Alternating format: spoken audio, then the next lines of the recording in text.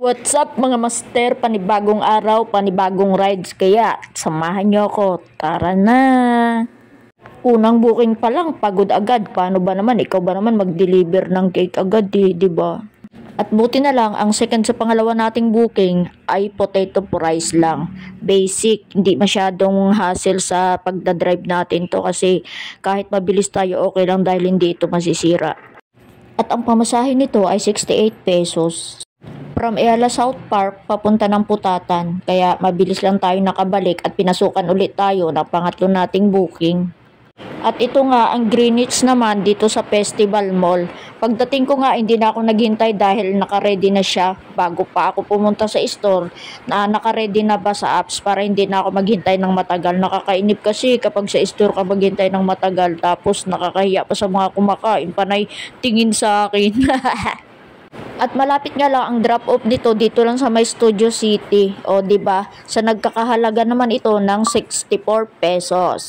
At after nga natin ma-drop ang Greenwich ay pinasukan na naman tayo ng isa pang another booking. Ito ang tinatawag naman natin na Pet Express. Ano siya? GrabMart naman siya, guys.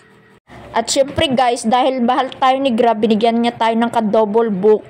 O, diba? Minsan sa lawahan din to si Grab eh. Mahilig din mag-double-double eh. At dahil mabait ako at mabait din yung customer ko, binagsakan niya ako ng 100 pesos na tip sa apps. O, diba? Happy ang delivery. Dahil nauuhaw na nga yung alaga ko, pinainom ko muna dito. At hindi naman nga ni nagtagal, pinasukan na naman ako ng booking. At ito ang mini cupcakes. Kaya good luck sa lasog-lasog yung mini cupcakes mamaya pagdating sa drop-off. Joke lang.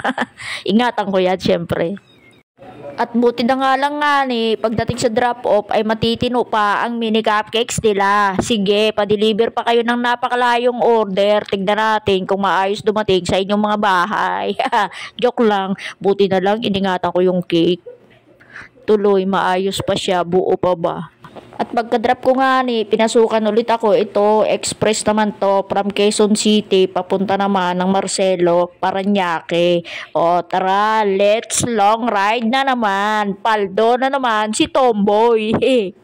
Siyempre, dahil umulan, nagsilong muna ako sa ilalim ng tulay. Alangan naman, sisulay ako sa ulan. No? Hindi ko ipagsapalaran ang aking kalusugan dahil lang sa ulan.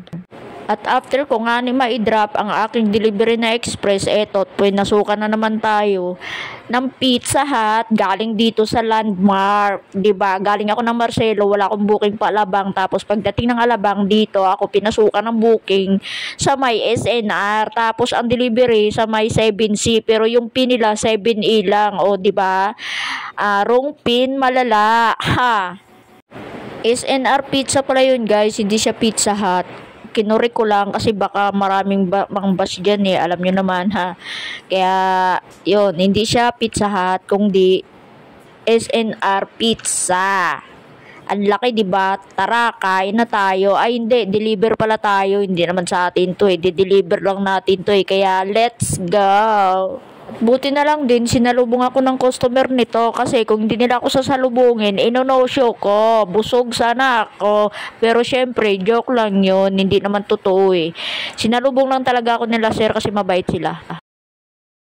At dahil medyo mahal tayo ni Grab ngayong araw, sunod-sunod ang ating booking, pinabalik na naman ulit ako dito sa Greenwich, sa may Muntinlupa, sa festival.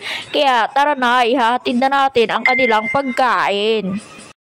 At ito na nga ang aking last booking at ako'y uuwi na. Samahan nyo ulit ako bukas. Bye-bye! Sana follow nyo ako kahit mga walang kwenta ang aking video. I love you all. Mwah!